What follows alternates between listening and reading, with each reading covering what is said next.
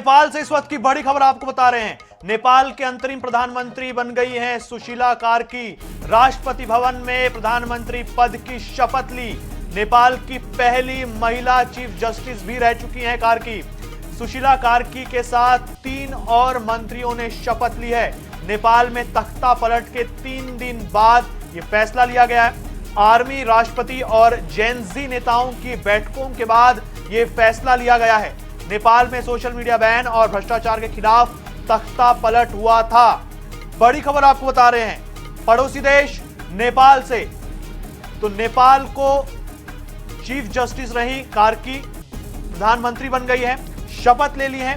भारत में पढ़ाई की है इन्होंने, अंतरिम प्रधानमंत्री बन गई हैं।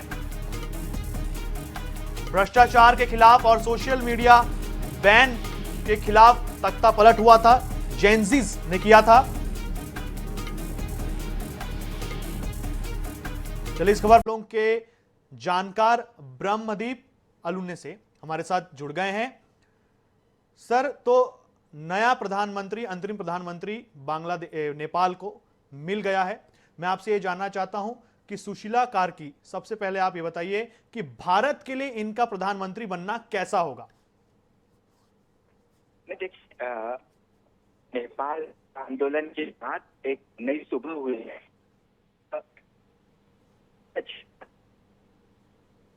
एक ऐसा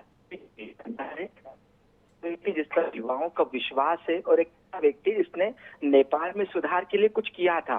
तो सुशीला कार्की का इस दौर में देश का प्रधानमंत्री बनना बहुत अच्छी खबर है, इसलिए भी क्योंकि वो भारत में पढ़ी लिखी है, इसलिए भी क्योंकि वो युवाओं की पसंद है, और सबसे बड़ी बात है कि उनके जब वो मुख्य न्यायाधीश थी उस दौर में एक जो मंत्री थे उन पर भ्रष्टाचार का आरोप लगा और उसके बाद महाभियोग लगाया गया था, ये चीज ओली की सरकार के द्वारा।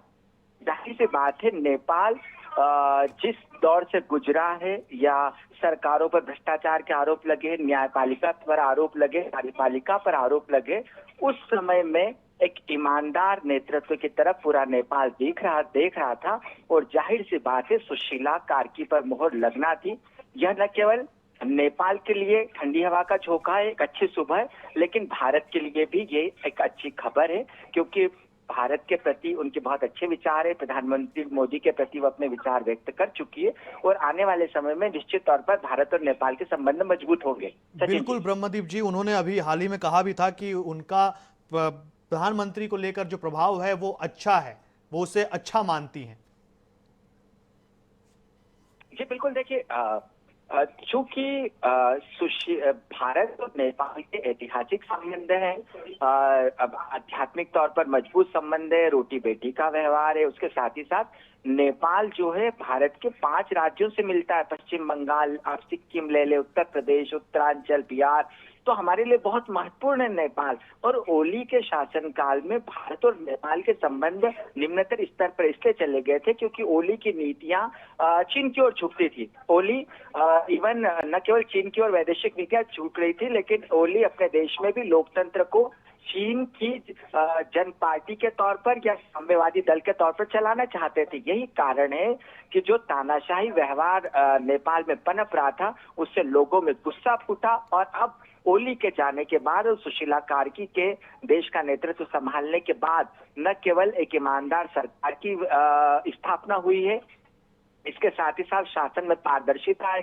लोगों की समस्याओं का हल होगा। निश्चित तौर पर इसका फायदा नेपाल को भी मिलेगा, भारत को भी मिलेगा। लेकिन डॉक्टर साहब, ये भी जानना चाहेंगे आपसे कि नेपाल की स्थिति अभी बहुत अच्छी नहीं है। चाहे आर्थिक स्थिति को देख लो या किसी और तरीके से हम बात कर लें, नेपाल में अभी बहुत सारी समस्याएं हैं। इतना बड़ा आंदोलन हुआ, बहुत बड़ा चैलेंज रहेगा। किस तरीके से संभालेंगी, कैसे बागडोर संभालेंगी और आगे लेकर के जाएंगी और स्थिति को सामान्य करेंगी? नेपाल में संसाधनों की कमी नहीं है। नेपाल और भारत के बहुत अच्छे संबंध है। नेपाल में भारत बहुत मदद करता है, वहां पर बहुत सारी परियोजनाओं की जरूरत है, वहां पर ऐसे संस्थानों की जरूरत है जिससे लोगों को रोजगार मिले और उनको खाड़ी के देशों में युवाओं को नहीं जाना पड़े।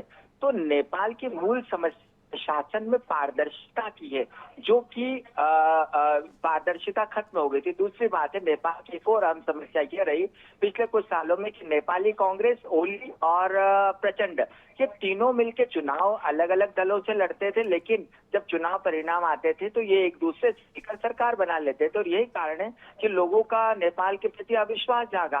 तो ऐसे में जबकि अब न तो ओली है, न ही नेपाली कांग्रेस है, और न ही प्रचंड है, जी। अब एक नया नेतृत्व आया है, तो नया नेतृत्व न केवल लोगों के साथ चलेगा, लेकिन युवाओं के लिए रोजगार के अवसर भी ढूंढेगा। और एक बात तो समझने की जरूरत है सचिन जी, जब नया नेतृत्व आता है, रचनात्मक नेतृत्व होता है, ईमानदार होता है, स्वच्छ प्रशासन होता है, तो किसी भी देश की समस्या का समाधान हो सकता है।